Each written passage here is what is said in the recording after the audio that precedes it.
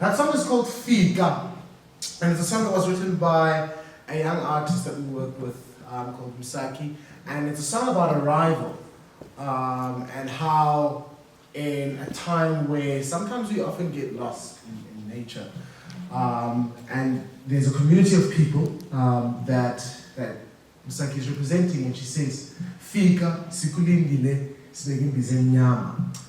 Arrive, we've been waiting for you. We have put out the black pots. Mercy is like that. In the face of trouble, failure, and scarce resources, the creative sector and the arts have an indispensable value to contribute to a life of meaning. Over the past 27 years, my life has been filled with many great leaps and experiences with creativity, and in particular with singing. But equally so, I have encountered multiple moments of failure, crashing, and falling apart. And throughout it all, what has got me back to always course correct has been experiences of love, compassion, and acceptance. I was born in Soshanguve, a socially planned township in the north of Pretoria just before the founding of our constitution in 1996. At the advent of democracy, my grandmother had decided to stop being a lifelong domestic worker and retired from working. Together with my mom, they settled in the then new township. My mom working in commerce as a banker, and my grandmother staying at home, looking after my brother and I. For people like my grandmother, who have been working in the suburbs of Johannesburg for most of their lives, leaving a routine and life of serving others, and starting afresh for the first time to live out your life in your own way could not have been easy. For them, they would resort to being the authority in our lives in the same way that they were serving the authority in the places that they were working. This means that in the instance of my grandmother, her natural instinct would be to boss us around, to be relentlessly demanding on a sense of cleanliness and order. Don't get me wrong, discipline, cleanliness, and order are great characteristics to have, but I believe they are great only in aid of something greater. They can indeed also be a flaw. Discipline and order can cause a hampering to one's confidence and can induce anxiety to people in the receiving end, especially done on its own sake. In the face of discipline and order, people need to learn to have the courage to express themselves in a way that those notions of discipline and order complements their sense of being, not the converse. We do not discipline ourselves to expression. My grandmother was faced with an existential crisis about finding new meaning in a life that is not just about waking up in the morning, cleaning the house, cooking, and making sure everything is in order. She needed to teach us, her children, that there is more to life than being subjected to domestic work. She found two things which drastically changed my life. When I was 4 or 5, my grandmother joined a local choir in Soshanguve. Now there is something about singing together that brings people together. At first, of course, it brings us the singers and the conductor together, but at the outcome is actually to bring everybody who is in the experience together. And for my grandmother, being in that choir, she found her community. It was not like she didn't have a community before. The church, for most of us black people, has been a place of gathering. It has been actually Kwantu for many people for many years.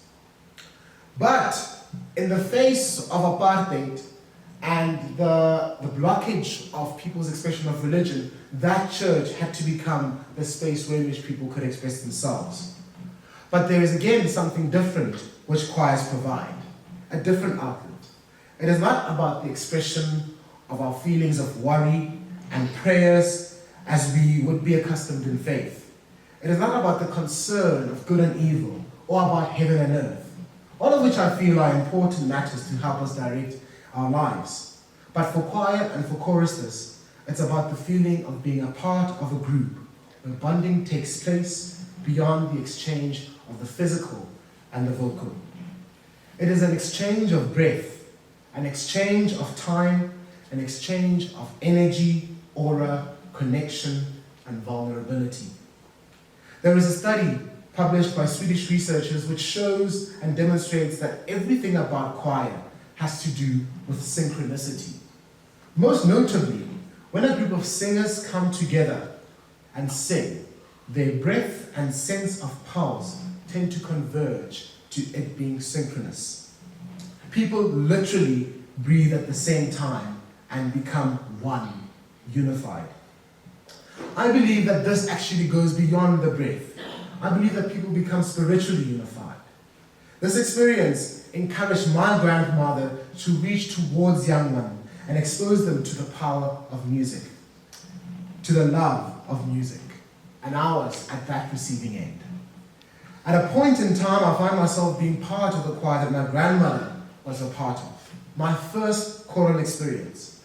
The genre we sang was clap and tap, which basically takes hymns and music and through a sense of rhythm, clapping rhythms and stomping, it's almost like a train moving and dancing along the railways with the hoot becoming the voices of the people. Here is where I discovered my life's task, and I believe this is also where my grandmother found her life's task. I was one of 2 6-year-olds in a choir of adults, guided and developed through the art of singing. After joining the choir and recruiting young people, my grandmother realized that we, the young, did not have much at our disposal. In the townships of the 1990s, there were very minimal tools for tangible development outside of the schooling system. On any given day, you would see us on the gravel road playing tins, indigenous tennis, or soccer, Monday to Monday. And to add things off, the likelihood of any of us doing school at home was very minimal. So, my grandmother being my grandmother, she did the second thing which impacted my life. She created an after-school program during the weekday, where all the children within our neighborhood would gather at a garage in my grandmother's house for teaching and learning. The first 45 minutes, we would be doing homework together. So we'd be asking each other questions, sharing what we are doing. And then afterwards, it was a time of creative work.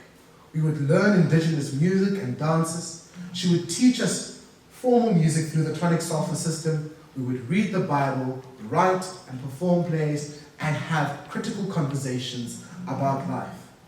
This meant that we were collecting content throughout the year. And at the end of the year, everyone in our community would come together for a weekend spectacle, the biggest festival that I attended.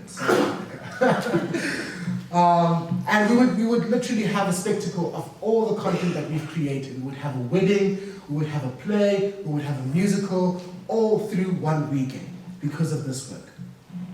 And I've learned a lot from Kuku through this. I realized the experience of goodness and connection in human life lies not necessarily in the physical, the what we have and the what we don't have, but rather that wealth, real wealth, which is in terms of love, meaning and purpose, comes from what we create with our communities. We don't come together because of stock prices rising, or maybe you might in protest, or come together because of a new scientific discovery. We come together because something inside of us is moved.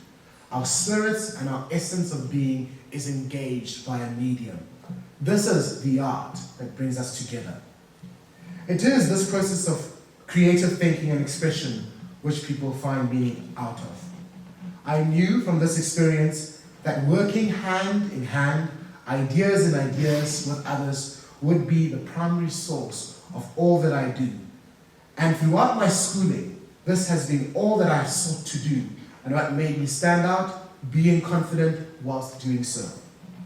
Throughout high school, I engaged in the creative field, as this was the only way I knew how to confidently show who I was, and to demonstrate the strength, the wisdom, and the courage that I had learned from being in the arts.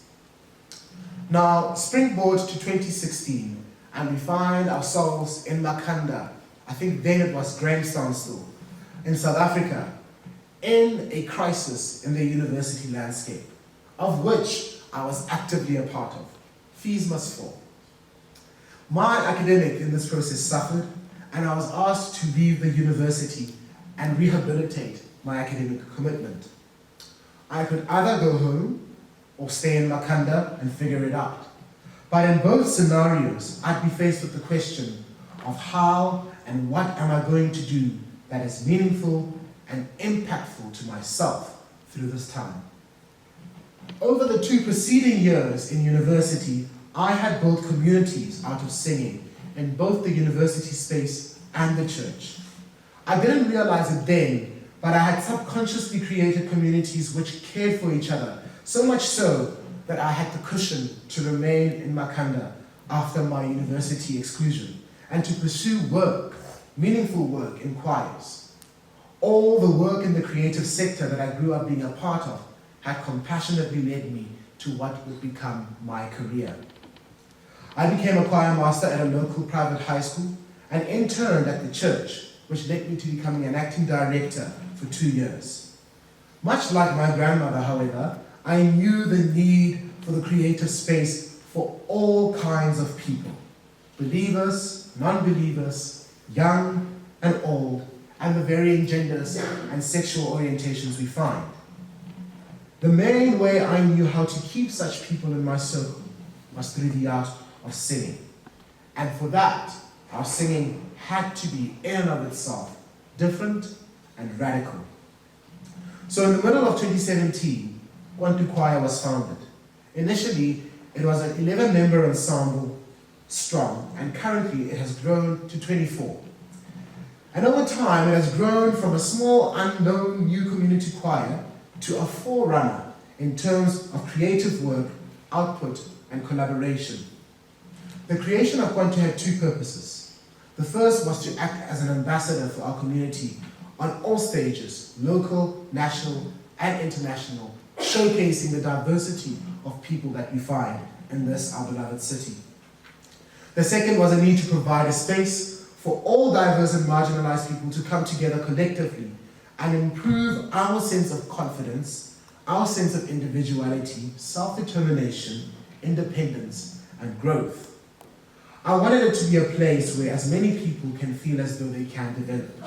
After all, Kutlwano means a place of Bantu, a place of gathering, a place of people.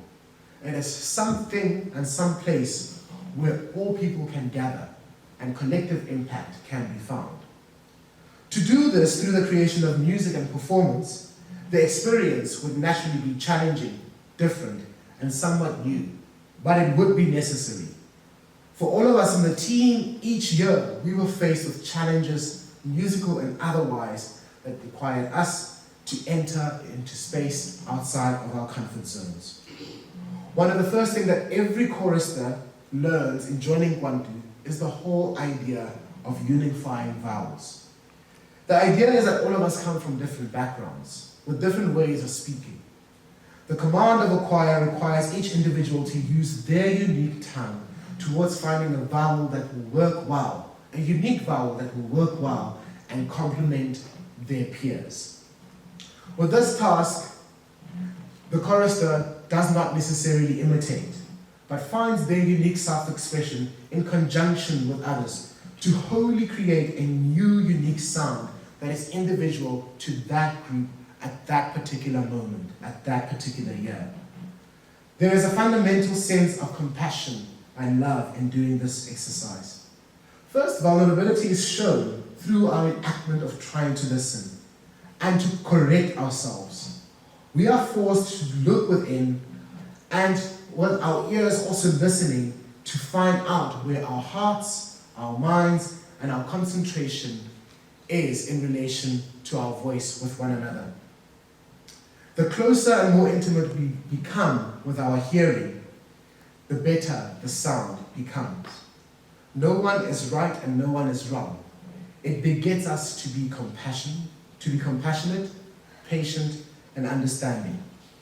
What follows once this is mastered is our individuality.